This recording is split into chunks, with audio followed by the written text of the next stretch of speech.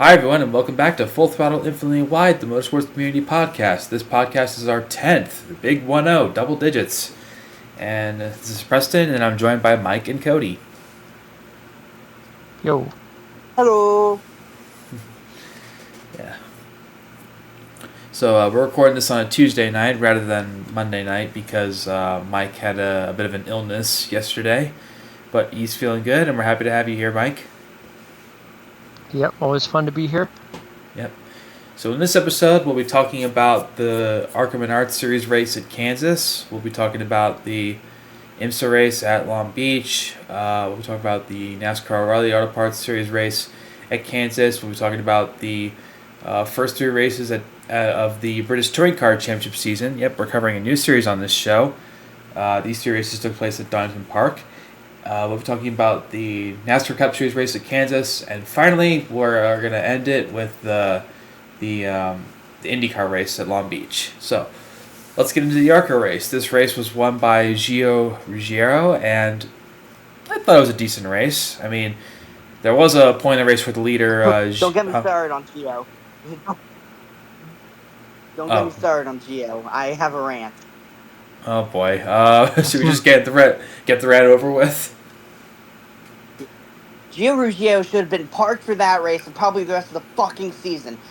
Pardon my language, but there's no reason he should have been allowed to win that damn race. Like, he intentionally took out a person who was giving him the bottom line, mind you, in Destiny Spurlock, and he just took her out because, oh, I'm falling back, I need a caution. Yeah, bullcrap, dude. Seriously? Get his act together. Full-time Truck Series guy going down and taking out an ARCA driver. Come on now. Wow, that was quite the rant. Just how I feel about Gio, so. I hear you, man. Other than that, you know, like I said, I thought it was a decent race. I mean, I forget how many cautions there were. How many cautions were there? Like 2, 3? 4, I think. Oh, okay. Yeah, you had the first caution, you had the first half comp caution, then you had the second one, then you had the Cletus wreck, you had the Destiny Spurlock. It was 5, actually. Yeah. Is that including, like, the halftime break or whatever they do? That's what I'm counting, yes. It was a caution, so I count it. Yeah. Yeah, Destiny Spurlock was the only driver one lap down. Everyone else was either on the lead lap or... He was on the lead lap. He finished lead lap. She did? According to results, she finished the lap down. As far as I'm aware, she finished lead lap because she got the lap back on that overtime restart because she finished top 10. Yeah. Because as far as I'm aware, she got the because she lost the lap after the spin, and then she was the first car one down when we went to the the second overtime. I thought. I don't know. You might be right. Maybe it's a error with the website. I don't know. But you know, she still finished in the top 10 despite that, you know, controversy.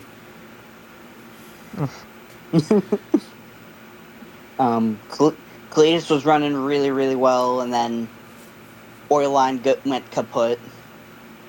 Yeah. Yep. Which I hate it for him. Genuinely, yeah. I hate it for him.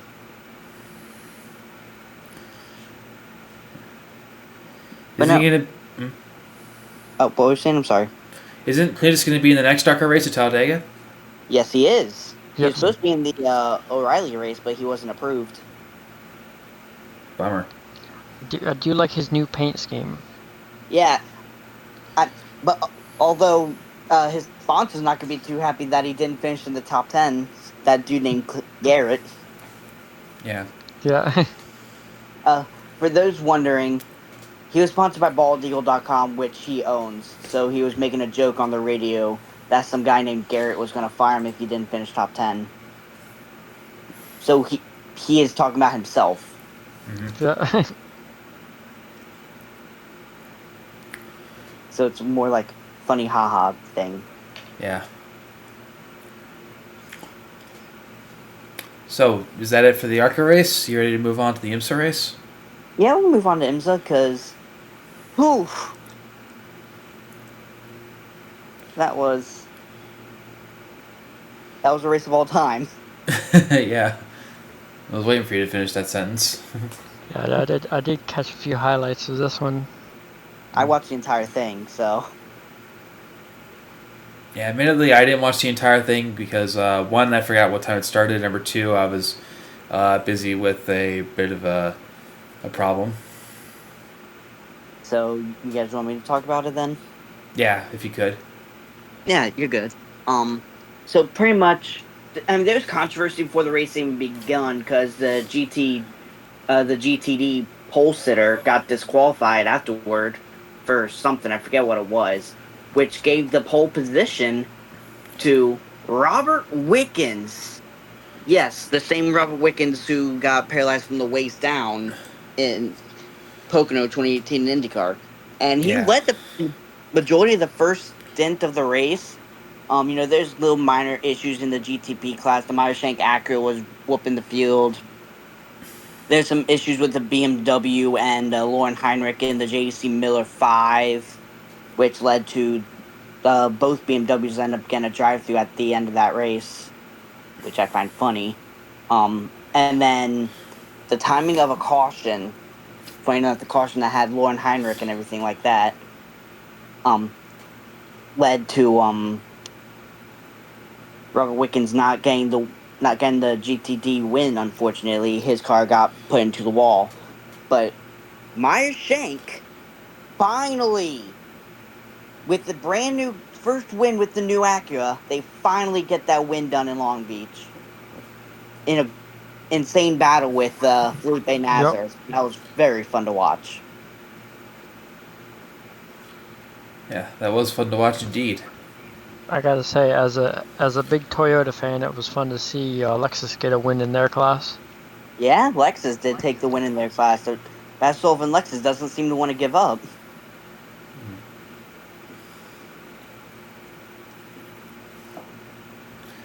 Yep, and looking at the results, everyone in the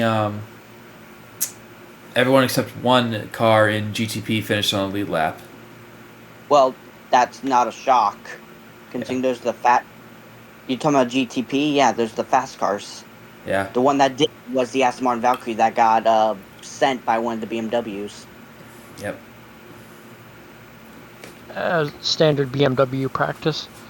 Standard BMW. Exactly. There's a reason they got flipped off last year at both the start and the end of the race or season. So That battle a while back between the BMW and the Corvette is still one of the most legendary motorsports moments I've ever seen.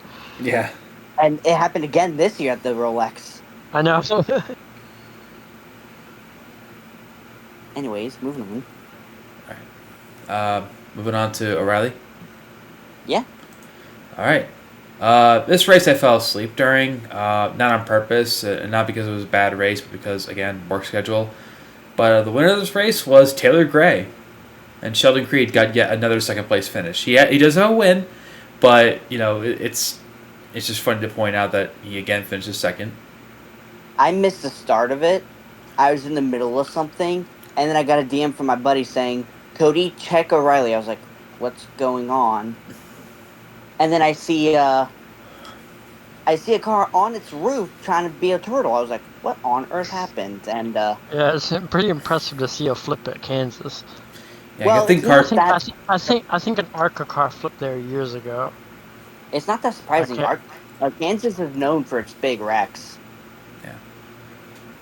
And I'm happy that Carson Kvapil was okay after that. That was a scary flip. Yeah, it looked like a toy. It straight up looked like it was just a toy right there. Yeah. For those of you who didn't get to watch it, pretty much lap 2 of the race, they're going down the back straightaway. William Byron made a little contact, got a little tight, split up into Kvapil. Kvapil, I think, hit the wall, then slid or something like that, overcorrected, hit the wall at head on, and then got hit by someone. I forget who hit him. And it was at just the right angle that he caught air and went up and over. Yep. Oh yeah, it was Anthony Alfredo I was thinking of. He was Alfredo, up thank there. you. Yeah, that was 2020, I think. Yep. Yeah, good on Gray to get another win this season. Prove that Martinsville wasn't a fluke. Yep. I wonder if Sheldon Creed will get another win this year. I think he will. He's been up there the last couple. He's been up there the last few races. I mean, heck, technically, he could win this coming weekend. Yeah. I mean, Talladega's unpredictable, but, we'll see what happens.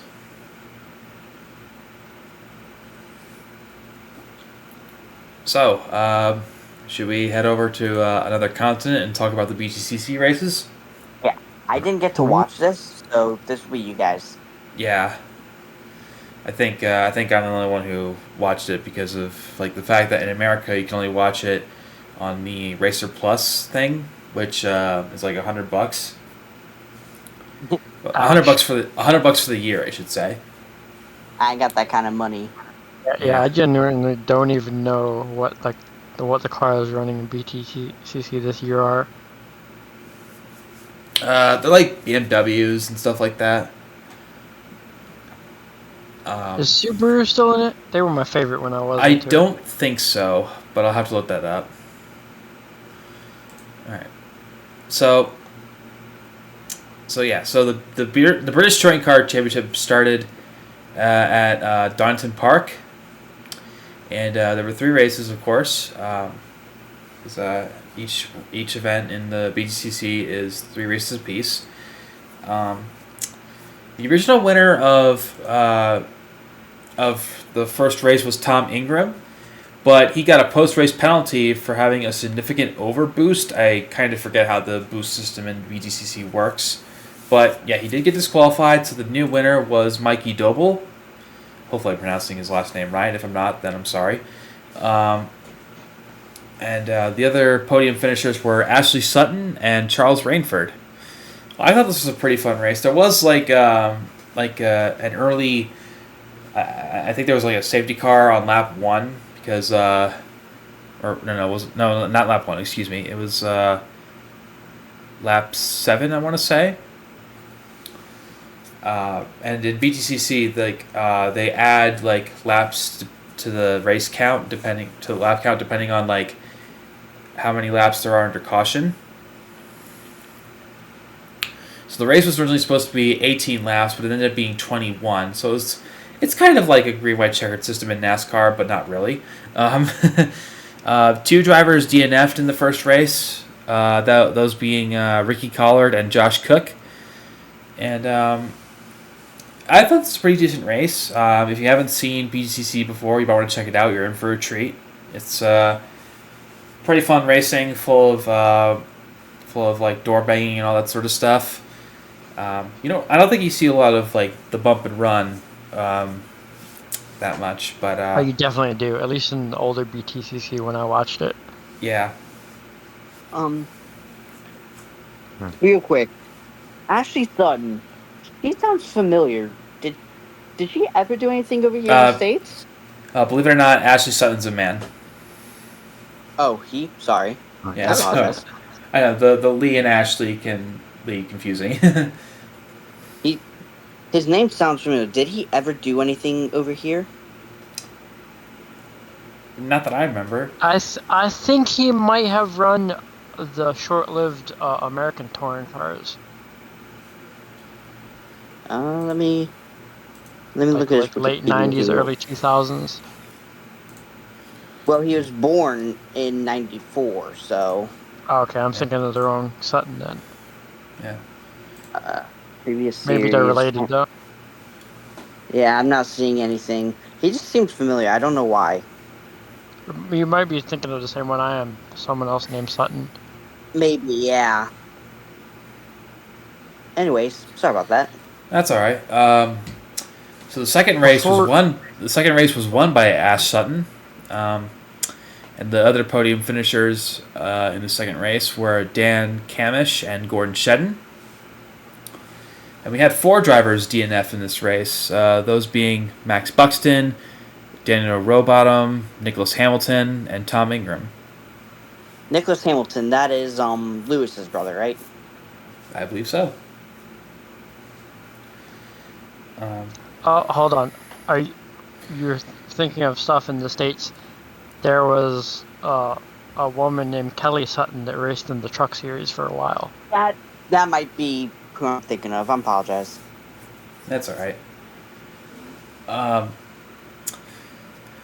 And just like the first race, we had a safety car period that extended the race by 3 laps, and it was some pretty good racing. Not really a whole lot to say about it, but just like the first race, it was fun. Except with double the amount of drivers DNFing. And race 3, the last race of the day, was also won by Ash Sutton, with the other podium finishers being Tom Ingram and Ricky Collard. Right.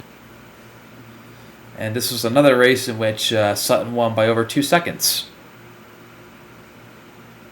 And the ones who DNF'd in this race were Josh Cook and Tom Chilton.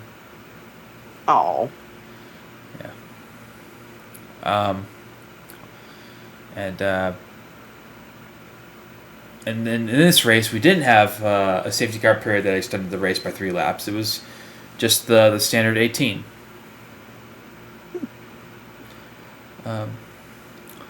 But yeah, I had a great time watching the Donington Park races, and I'm looking forward to the next 3 at Brands Hatch, the Indy layout. Yeah, I'm definitely going to watch this because I used to be a big BTCC fan when I was a kid. Just the action in that racing was just awesome. Yeah. So yeah, forget everything you've ever been told. Some Americans actually do care about this series. Yeah, I did like it a lot, and the only reason I fell away from it was because it stopped airing on TV in the States. Yeah. And it was defined. So I don't know why, because it was popular enough, I think, anyway. A quick question for you guys. What's y'all's favorite BTCC car? I don't know what's in BTCC, so... Hard to say, honestly. There's been some really good ones over the years. Mine has to be that Volvo wagon that ran in like the early 2000s. Just the fact that that was a race car is the funniest race car to ever exist, I think. Yeah. I will send that picture of that later to the chat for Tony. Anyways, moving on. Yeah, let's move on. The Cup race at Kansas. It looked like it was going to be completely caution-free aside from the stage cautions, but then Cody Ware had to goof up. Cody Ware blew a tire. Yep. But I was very happy about a car that was in the field, which, Preston, you know why there is a reason. Oh, yeah. Chris Buescher running the Gold Peak car. Yes, my beloved Gold Peak car. For those of you who don't know, I do, in our racing, I do Roblox racing, and everything I do, I run Gold Peak on it. So seeing a Gold Peak car actually in NASCAR made me feel a bit warm and fuzzy inside. No. I will not judge you for it. I'm very happy for you. So as for the winner, I have one thing to say. I got 5 on it. I got 5 on it. Let's hope we don't get copyright claim for that. We don't even sound even close to it. Let's be real. We don't sing that good. Come on now. Come on now, Preston. Okay. You can't get copyright claim for actually just singing the words. You can get copyrighted for playing it. Yeah. I just wanted to make the joke there. Yeah, this was a fun race. The winner was Todd Reddick, and we're already 9 races into the season, a quarter of the way into the season, and I'm pretty sure Reddick is going to win the title. Honestly, it's looking that way unless unless something crazy happens. He's gonna be up there at least.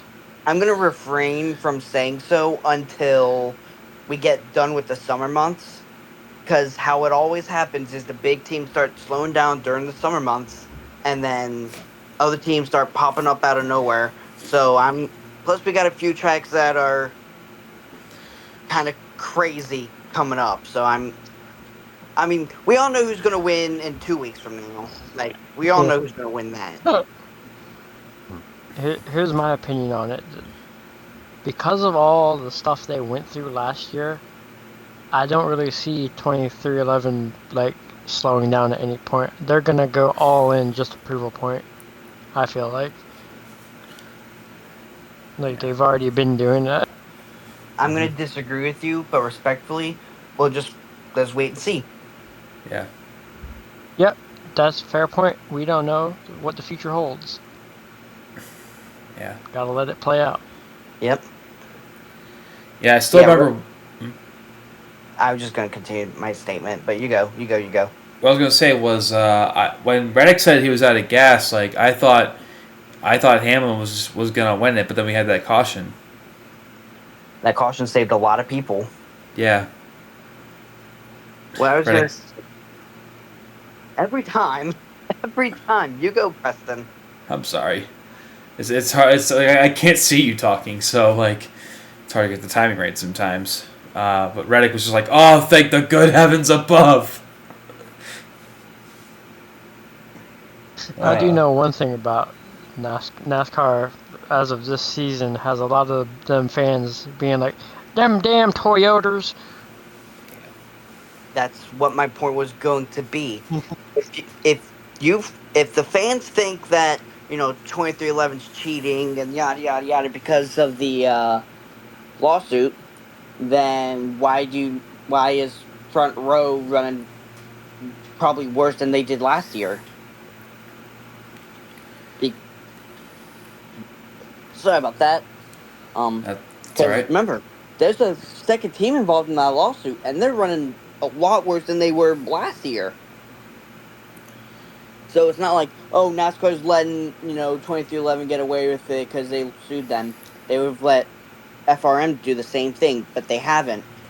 I think 2311 and Toyota as a whole have made great strides towards figuring out this next gen car. They have the funding, they have the backing, and they have, Denny Hamlin and Michael Jordan, who are two names synonymous with skirting the edges, let's just say. And, yeah, they got Denny as the brains of how race cars work, and Jordan as the wallet. Exactly. It kind of gives me vibes of Jimmy Johnson back in the day all over again.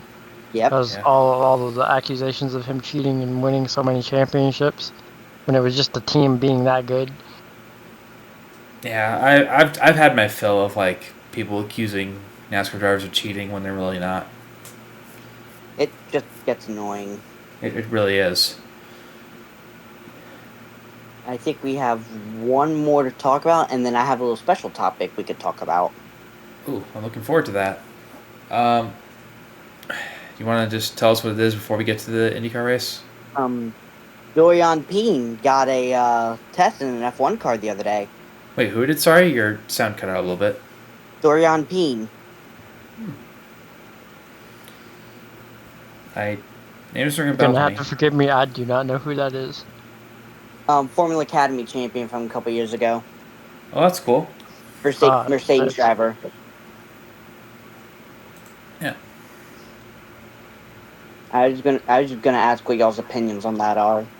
Well, I don't really know them, but from the sounds of it, if they're good enough to make a seat in Formula One, they must be doing pretty damn good. Well, no, she was Formula Academy, which is like the all-female series. Yeah, I see.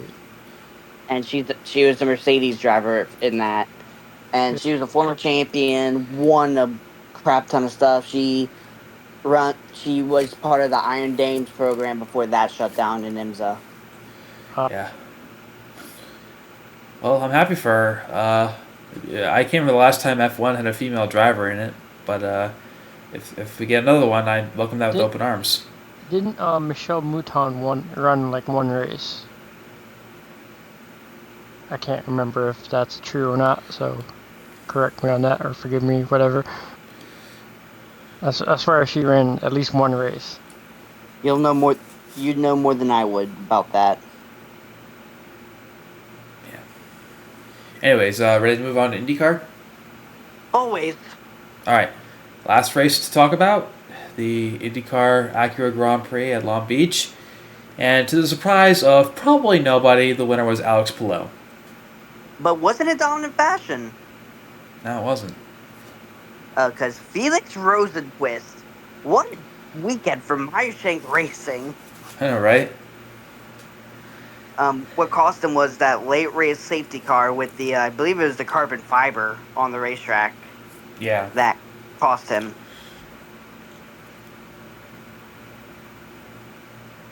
And and looking at the results, it looks like the only driver to DNF was Marcus Ericsson. He had a mechanical problem of some kind. Yeah, I don't even think he started. According to the results here, he drove 38 laps. Dang, okay. Yeah. But the other podium finishers were Rosenquist and Scott Dixon. Iceman, great job by him. Yeah.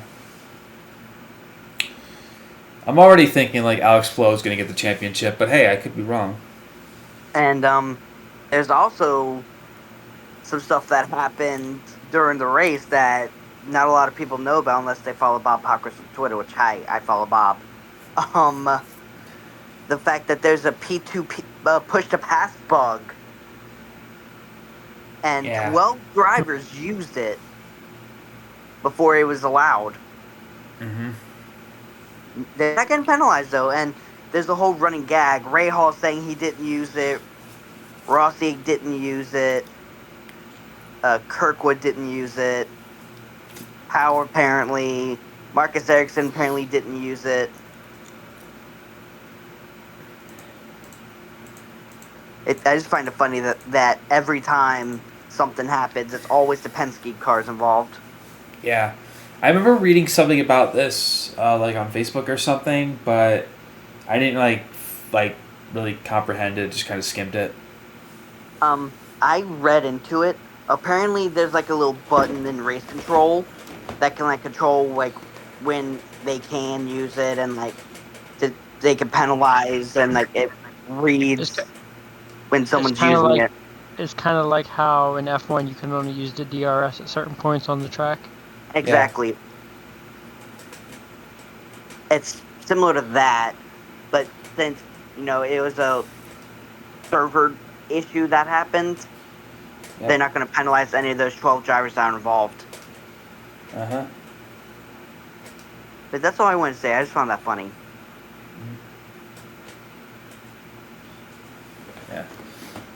So, it looks like that's about it for the races that we have to cover on this show for today. You guys got anything else? I'm good. Yeah. Yeah. So it looks like we'll call it here.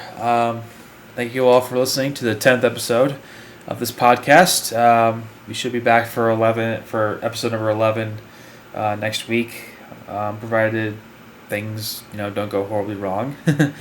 God forbid we all end up spontaneously combusting. Oh boy. So with that out of the way, thank you again for listening. If you liked it, hit the like button. If you want to keep up with everything else on this channel, whether it be this podcast or otherwise, hit the subscribe button. Check out the description for things like my Patreon page, Linktree page, Amazon Steam wish list, all of that other kind of stuff that I talk about, like my video game videos. And Mike and Cody, thank you guys again for joining me for this. So yep. I don't know how Patreon works, but I know YouTube. So if you're watching on YouTube, comment who you think's gonna win Talladega. I'm curious. Yeah, I am too. Oh, and of course, make sure you check out Cody's YouTube channel because I'll put that in the description too. You don't have to. I mean, I've been doing it every other time you're on here, so. That's fair. Yeah. But anyway, thank you for listening and have a good one.